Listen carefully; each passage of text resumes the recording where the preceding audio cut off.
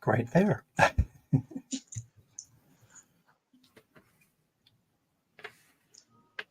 So hello, everyone, and welcome to CoachX Live with the Institute of Coaching. My name is Jeffrey Hull. I'm the Executive Director of the Institute of Coaching, and I want to wish you a Happy New Year. I am very excited to be here today with a new friend to the Institute of Coaching, Jennifer McCollum, who you'll learn about in a couple of minutes. So sign in, say hello, get onto your chat and let us know where you are. We love to see folks coming in from all over the world. And I'm now getting a notice saying we're having trouble. What does that mean? Oh, I'm going to ignore it. Something about Instagram, but I'm not on Instagram, so I don't know. Anyway. Wow. Okay. Hold on. Let's see if I can get rid of this thing. Austin said we are on Instagram, Jeff. Oh, maybe we are. Okay. Sorry. Well, that's my mistake. Welcome to the new year. Welcome to the new year. Yes, and the new technology. And people are starting to come in, so I feel better. Hello, Jerry from Santa Fe, and hello to everyone. Say hello from wherever you are. Before we dive in with Jennifer, I just want to take 1 minute to step back and reflect, because for the Institute of Coaching, this is our second anniversary of doing LinkedIn Live shows. And I was reflecting before I had this opportunity to talk to Jennifer that our very first guest on LinkedIn Live 2 years ago, almost to the day, was Jacinta Jimenez, a Latina executive who was and continues to be a very senior executive coach and a leader at Better Up. And then we've also had Hae-Sun Moon, who just did a LinkedIn Live with us just 2 weeks ago with my colleague, Carol Kaufman. And we've also had Lisa Orbe-Austin, who is one of the leading voices in the world around imposter syndrome. So I was just thinking about the fact that the Institute has had some incredible, powerful female leaders as part of our LinkedIn Live show. And so it just feels so fitting to have you here, Jennifer. And I am super excited about this new book, In Her Own Voice, A Women's Rise to CEO, Overcoming Hurdles to Change the Face of Leadership, which is just a powerful title, and it sort of says it all. So let me take 1 minute to give you a little background on Jennifer, if you're not familiar with her. I can get my computer to work. Jennifer McCollum is the CEO of Linkage, which is a company owned by SHRM, where she oversees the strategic direction and global operations of leadership development. And Linkage is a large global provider of assessments, training, coaching, consulting, and conferences, specifically focused on solutions designed to accelerate purposeful leaders, advance women leaders, and create inclusive organizations. Jennifer's a well-known speaker. She's a consultant, a coach herself, and an author with over 20 years of experience leading businesses in the leadership space. And as I said, she has this wonderful new book called In Her Own Voice, A Woman's Rise to CEO, Overcoming Hurdles to Change the Face of Leadership. And it's really, really good timing, because I was reflecting also on the fact that Sheryl Sandberg's book came out almost exactly 10 years ago. Lean In, as the CFO at the time of Facebook. And so I'm super excited to have a CEO with us, a female CEO with us, to talk about how things have evolved, because even that says something to me, that we've come to the point where we're now talking to female CEOs. And I'm super excited that you're here with us today. Jeff, thank you so much for having me. And thank you for raising Sheryl Sandberg's book. I didn't realize a full decade had passed, but yeah, I didn't either. but I do feel that that book had, I want to say maybe it was a little ahead of its time. There was some backlash to that book that I never quite understood until a little bit later, as we at Linkage were doing our work and our latest research and what actually is happening with the, with the trends of our data internally and externally. And what I think happened, and I'll just put this out there for your response was that this message of, hey, women, we need you, you lean in, you take Right. risk. And women were going, oh my God, how can I do any more? Yeah, I'm already overwhelmed, right? So that the shift, I think, especially in the COVID and the post-COVID environment, is that there is much more awareness, much more understanding, and maybe a little bit more compassion about the what we call the hurdles at Linkage, the unique challenges that women face on their rise to leadership. And maybe that didn't exist a decade ago when Cheryl was putting out Lean In. Yeah, I think that's a really good point. And it also points, to my mind, to the evolution of what you are writing about in your book, about your own story, because your story, it really does come from a different lens, like, taking a look at your own elevation through the ranks, but also you don't avoid in the story your personal challenges, your self-reflections. It's and I think maybe 10 years ago that would have been really risky to do that. So it says something, first of all, about you and your willingness to be vulnerable and to share your personal side, but also about the willingness of an audience yet maybe to dive deeper into those kinds of issues, because we've all come through a pandemic. And, certainly women and people of color, and in general, a much more diverse population of leaders has emerged with the next generation. And there is a willingness, I think, now to talk about the truth of what it's like in today's work world, which is not always easy, as you address in your book. So let's start with that. And I want to encourage everyone, if you have a question for Jennifer, drop it in the chat. We'll try to get to a few of those questions before we run out of time today. But also, she can follow up with you. So don't hesitate to put in a question, even if we don't get to it. So tell us a little bit about your story, how this book came about, how you ended up as the CEO of Linkage. It's very, very impressive.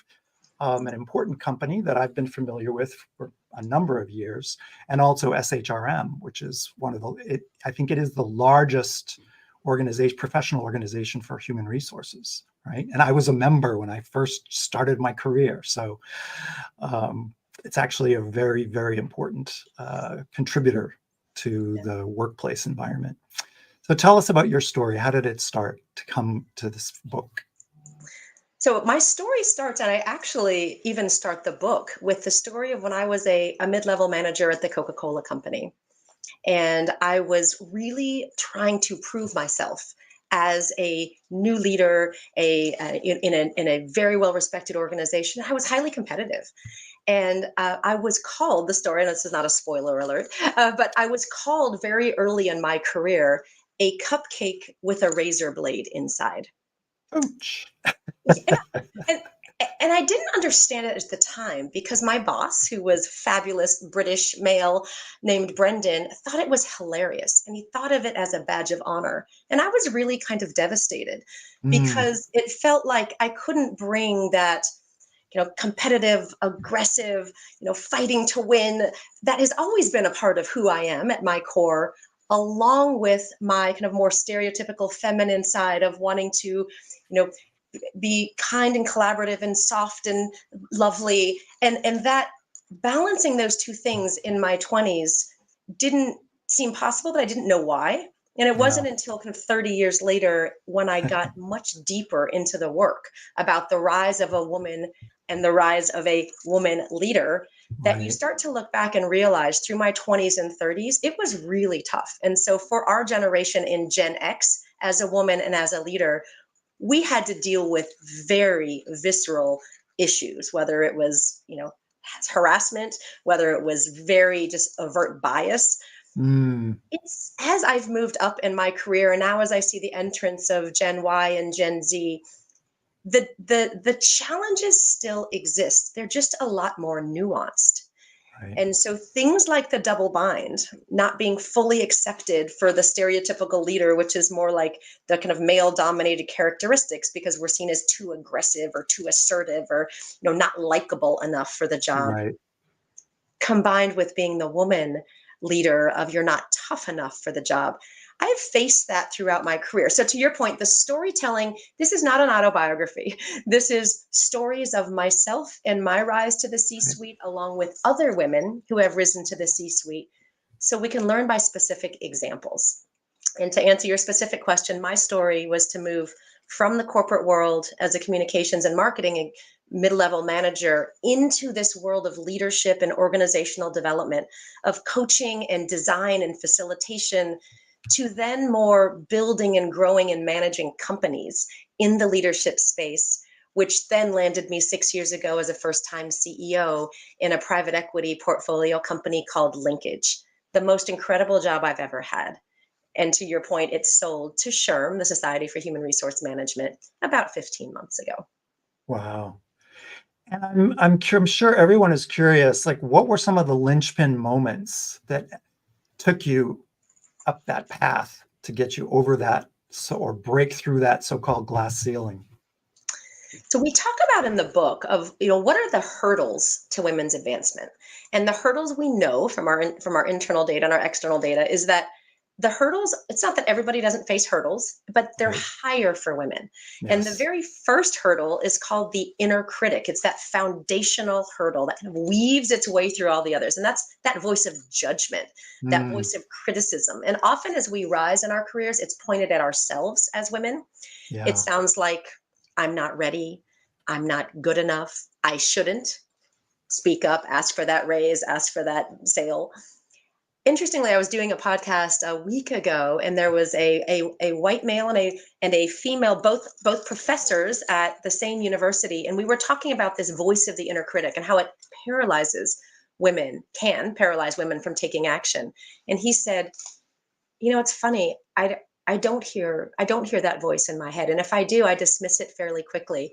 Wow. And the woman professor said, I hear it all day long. And so you asked about, what was it? I think the reason this book is so important, and its foundational frameworks are based on what's very well researched and studied, based on Linkage's 25 years of experience developing and assessing women leaders.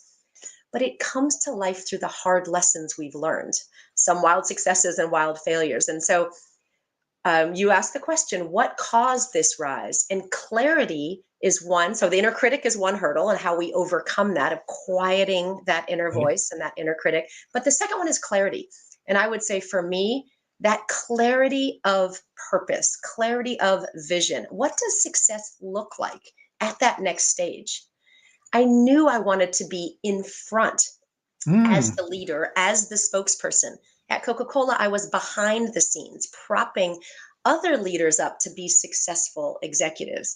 I wanted to be the leader of a team, the leader of an organization, the builder of a business. That clarity came slowly over time through my experiences, but that's one of the hurdles we as women really need to overcome, because women don't often take the time and invest the time in getting clarity and sharing it with people who can help us. Right. Yeah, no, that makes absolute sense.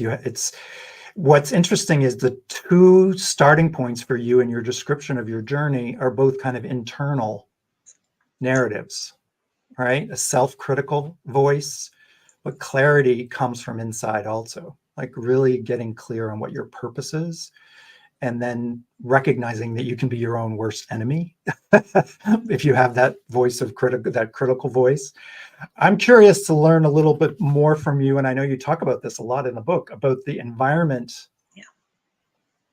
that either supports you or doesn't support you. What are some of the key elements of that? So you made a really good point about internal. So let me connect the internal to the external. Please do. All of the hurdles, the inner critic and the 7 hurdles to women's advancement, are internal. It's what we can do with our thinking, with our actions. And oftentimes we need a coach to help us, by the way. But we ourselves can get better at overcoming the hurdles faster and lowering those hurdles. But the second point, and this is kind of the other side of that same coin, is we can't do it alone. We need to seek out the environments where we will feel supported, where our organizations will walk along beside us. And so the 4 levers that we measure in our Linkage organizational assessment is the culture of the organization. Do I feel like I belong here? Do I feel like Mm. I'm uniquely valued?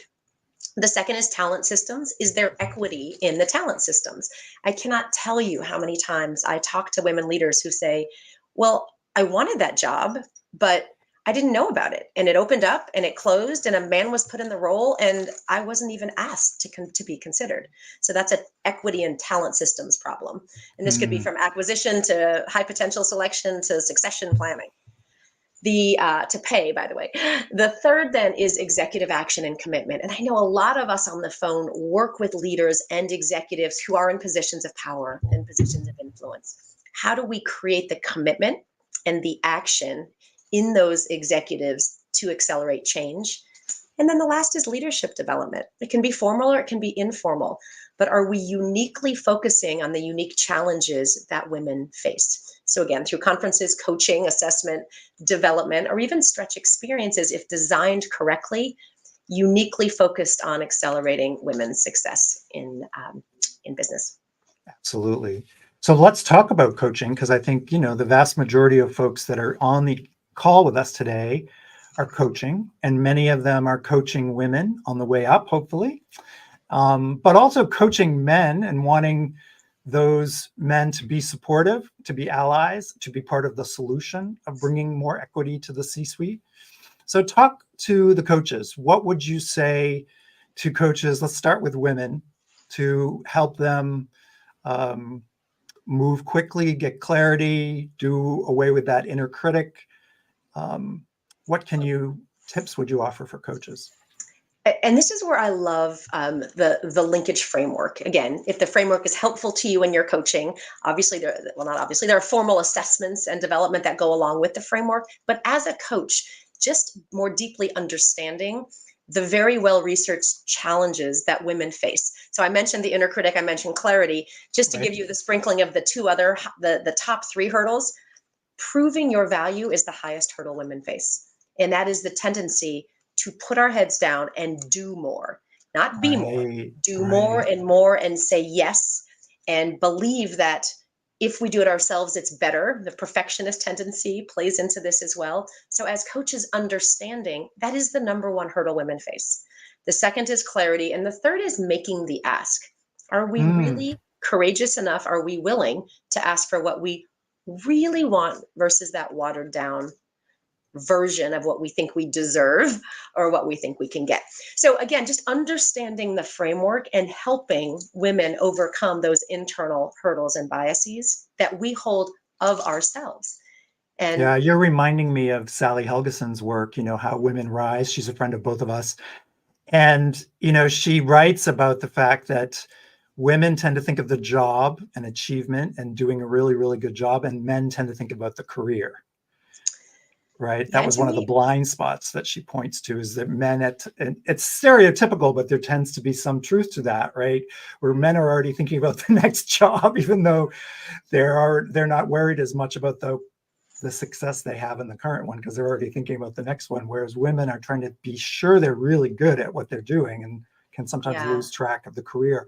I'd love to hear you talk about, since, Sally writes about that, but you've actually lived it. So talk a little bit about your own experience. Like, what did you do to be sure you were able to overcome any of those kinds of steps? So this is actually leads to your second question about the men as well.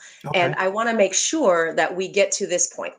Because men are about 72% of the leadership majority in the United States, it's worse in many other countries, we cannot accelerate the path to gender equity and leadership without men. So I Right. often, in any forum I get, I embrace the men and say, we need your help.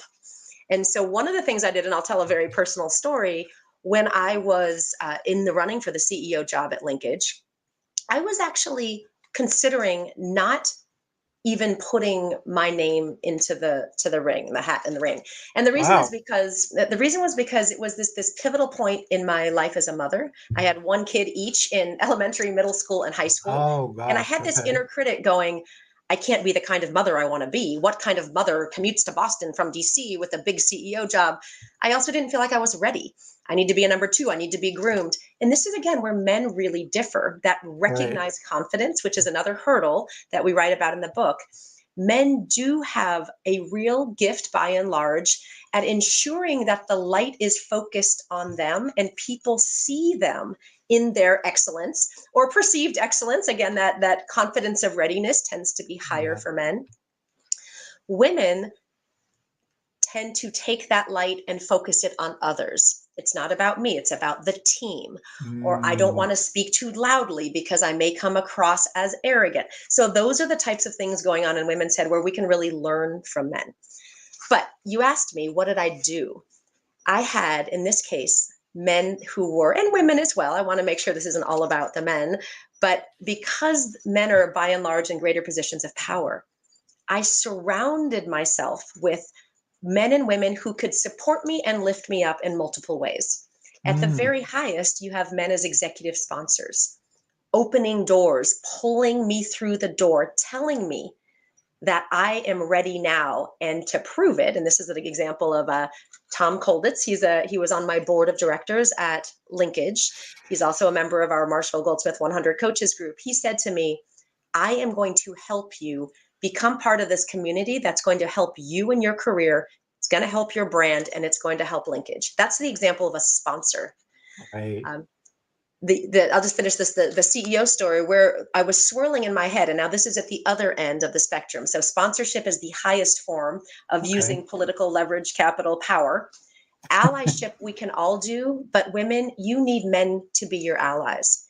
In this case, Christopher and Simon were peers of mine. They were also in the running for private equity CEOs. And they looked me right in the eye and said, Jennifer, if we think we're ready to be a PE-backed CEO, and we were peers in our publicly traded company, all running business units, why do you think you're not ready? And it was that kind of, and this is where coaching is so important. It's bringing that awareness that I couldn't see at the time because that inner critic was too loud. It was clouding my vision. That's great. I mean, I'm curious, when you're surrounding yourself consciously with mentors like Tom who will be supportive, what do you look for to really ascertain whether or not that person or those people are fundamentally authentic in their support of you as a female leader? So I love that we're teasing this. I don't usually get this deep, but because we're a group of coaches, I think, again, I've talked at both spectrums. I've talked about sponsors and I've talked about allies. Those two in between, I would call mentors and coaches. Okay. And I seek them out for very different reasons. I seek out a mentor that has expertise or experience in something that I know I need. So another mutual friend of ours, Alan Mulally, was the former CEO at Boeing and Ford.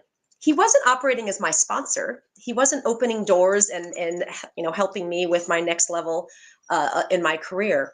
But he had an experience and a gift at growing companies, leveraging a very specific process that he calls his working together leadership and management system. I knew I wanted it.